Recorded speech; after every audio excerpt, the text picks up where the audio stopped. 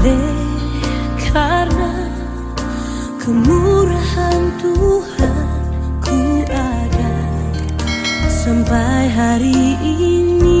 Dalam nama Bapa, Putra, dan Roh Kudus. Amin. Selamat pagi saudara-saudaraku yang terkasih di dalam kasih Kristus.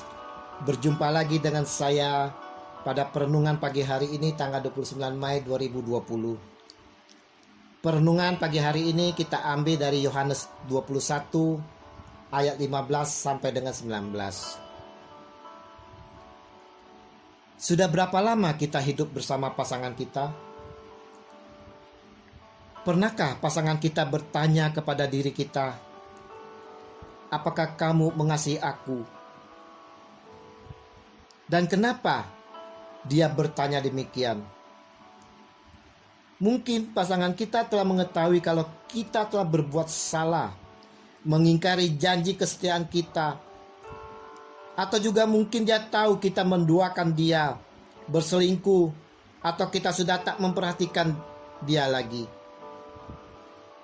Apa jawaban kita atas pertanyaan pasangan kita itu? Apakah jawaban kita sungguh tercermin dalam tindakan kita sehari-hari terhadap dirinya? Kasih butuh kesetiaan. Saudara-saudaraku yang terkasih, Petrus yang kita kenal sebagai seorang murid Yesus sangat dekat sekali dengan Yesus. Di mana ada Yesus, di situ pasti ada Petrus. Tak salah kalau Yesus sungguh mengasihi Petrus. Untuk itulah Yesus bertanya kepada Petrus, "Simon, anak Yohanes, apakah engkau mengasihi aku lebih daripada mereka ini?" Ayat 15. Dan pertanyaan ini diulang-ulang sampai 3 kali oleh Yesus. Pertanyaannya, mengapa Yesus bertanya kepada Petrus sedemikian rupa?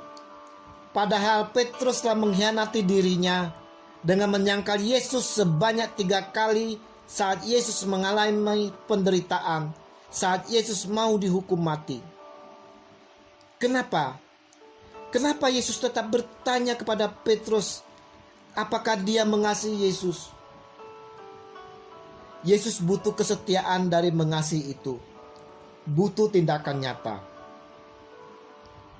Penyangkalan yang dilakukan Petrus ini bisa disamakan dengan pengkhianatan yang dilakukan oleh Yudas Iskariot. Namun yang membedakan, Petrus segera menyadari kesalahannya dan bertobat. Sementara itu, Yudas Iskariot tidak. Sampai akhirnya ia harus mengakhiri hidupnya dengan cara yang tragis, yaitu bunuh diri. Saudara-saudaraku yang terkasih, kesadaran atas kesalahan dirinya dan bertobat membuat hati Yesus yang penuh kasih mengampuni dirinya. Ini menunjukkan bahwa Tuhan yang Maha Rahim sudah mengampuni dan tidak lagi mengingat-ingat kesalahan Petrus di masa lalu. Seperti kata pemazmur, sejauh timur dari barat, demikianlah dijauhkannya daripada kita pelanggaran kita. Mazmur 103 ayat 12. Saat ini Yesus pun bertanya kepada kita pribadi lepas pribadi. Dan Yesus tahu kita semua penuh dosa. Banyak kesalahan-kesalahan yang telah dilakukan oleh kita di masa lalu. Masalahnya, adakah kesadaran dari diri kita bahwa kita telah berdosa, telah berbuat salah? Adakah kita mau datang kepada Yesus dan mohon pengampunan darinya? Datang dan akuilah dengan kesadaran kita akan dosa-dosa yang telah kita lakukan. Mintalah pengampunan dari Dia yang penuh rahim. Dan dengarkanlah, Dia bertanya kepada kita, apakah engkau sungguh-sungguh mengasihi aku? Yesus yang adalah Tuhan kita. suatu anugerah yang luar biasa jika kita beroleh kesempatan untuk memperbaiki kesalahan-kesalahan kita di masa lalu. Kita mau dengan sungguh bertobat dan menghasilkan buah-buah pertobatan itu. Dan kita boleh bersyukur karena kita boleh dipercaya untuk melayani dan mengabdikan hidup kita bagi pekerjaan Tuhan. Seperti halnya Petrus, Yesus berkata kepadanya, "Gembalakanlah domba-dombaku." Saudara-saudaraku yang terkasih, apapun masa lalu kita, perbuatan kesalahan apapun yang telah kita perbuat, dosa apapun, hari ini kita mau datang kepada Yesus dengan penuh kesadaran diri kita dan memohon pengampunan darinya dan mau bertobat. Apapun kedudukan kita, posisi kita, jabatan kita, kita mau merendahkan diri di hadapan Yesus dan menerima berkat pengampunan darinya. Dan terimalah perutusan yang diberikan Tuhan Yesus Sang Gembala kita. Gembalakanlah domba-dombaku.